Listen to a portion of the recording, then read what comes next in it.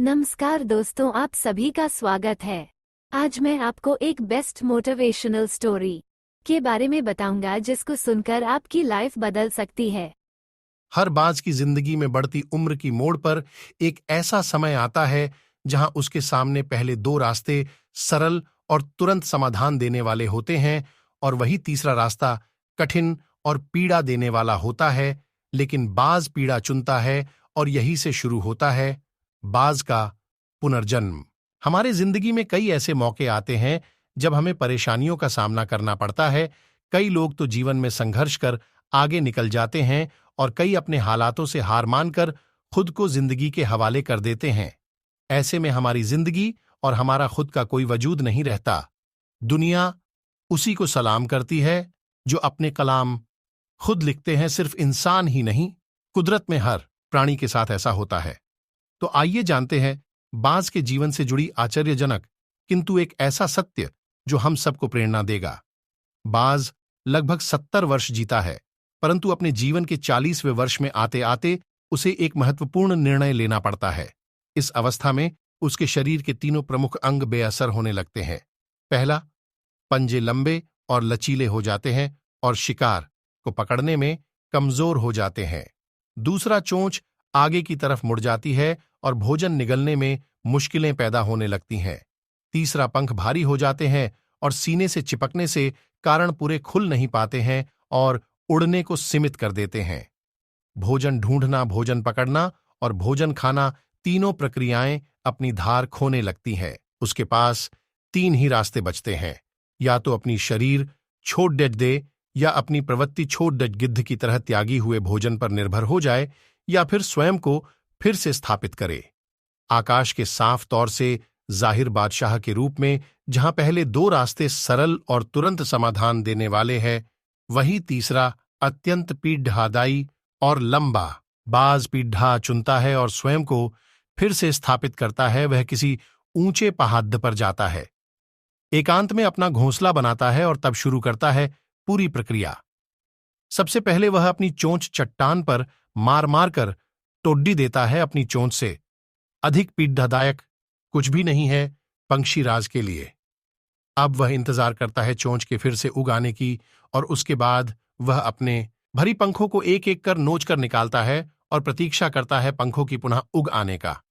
150 दिन की पीढ़ा और इंतजार, और तब उसे मिलती है वही भव्य और ऊंची उड्डान। इस पुनर्स्थापना के बाद वह ऊर्जा, सम्मान और गरिमा के साथ 30 साल और जीता है। आपने कई बार यह सुना होगा, भगवान भी उसी की मदद करते हैं जो अपनी मदद खुद करता है। आज आपको इसकी मिसाल मिल गई होगी। जैसे बाज संघर्ष करता है 150 दिन तक, और भगवान उसका संघर्ष बेकार नहीं जाने देते। उसको नई जिंदगी देकर कुदरत हमें सिखाने बैठी है। जैसे पंजे पकड़ के प्रतीक है, चोंच सक्रियता की और पंख कल्पना को स्थापित करते हैं। इच्छा हालातों पर काबू रखने की, सक्रियता स्वयं की अस्तित्व की गरिमा बनाए रखने की, कल्पना जीवन में कुछ नएपन बनाए रखने की। हम में भी 40 तक आते आते इच्छा, सक्रियता और कल्पना तीनों के तीनों निर्बल पड़ने लगते हैं। हमारा व्यक्तित्व ही ढीला पड़ने लगता है। आधे जीवन में ही जीवन खत्म होने जैसा लगता है। उत्साह, आकांक्षा, ऊर्जा नीचे की ओर जाने लगती है। हमारे पास भी कई विकल्प होते हैं, कुछ सरल और कुछ पीढ़ादायक भी। अपने जीवन के मजबूरी भरे अतिलचीनेपन को त्याग कर काबू दिखाना होगा। बाज की पंजों की तरह हमें भी आलस पैदा करने वाली वक्र मानसिकता को त्याग कर ऊर्जा से भरी सक्रियता दिखानी होगी। बाज की चोंच की तरह हमें भी भूतकाल में जकद्दे अस्तित्व के भारीपन को त्याग कर कल्पना की आजाद उड्डानें भरने होंगी। बाज की पंखों की तरह भी अपने जीवन के मजबूरी भरे अतिलचीनेपन को त्याग कर काबू दिखाना होगा। बाज की पंजों की तरह हमें भी आलस पैदा करने वाली वक्र मानसिकता को त्याग कर ऊर्जा से भरी सक्रियता दिखानी होगी। बाज की चोंच की तरह हमें भी भूतकाल में जकद्दे अस्तित्व के भारीपन को त्याग कर कल्पना की आजाद उड्डानें भरने होंगी। बाज की पंखों की तरह 150 दिन न सही, 1 माह ही बिताया जाए स्वयं को दोबारा स्थापित करने में। जो शरीर और मन से चिपका हुआ है उसे तोड़ने और नोचने में पीड़ा तो होगी ही, बाज तब उड्डाने भरने को तैयार होंगे, इस बार उड्डाने और ऊंची होगी, अनुभवी होंगी और अनंत की ओर जाएंगी, जीत तक जंग जारी रहेंगी। मुझे पूरी उम्मीद है कि इस मोटिवेशनल स्टोरी से आपको शिक्षा मिली होगी और इस मोटिवेशनल स्टोरी से आपको प्रेरणा मिली होगी। अगर आप चाहते हो कि ऐसी मोटिवेशनल स्टोरी आपको मिलती रहे तो आप बिल्कुल सही जगह हो। यहां पर आपको मोटिवेशनल कहानियों का संग्रह मिलेगा जो आपको जीवन में आगे बढ़ने की ताकत देकर जाएगा।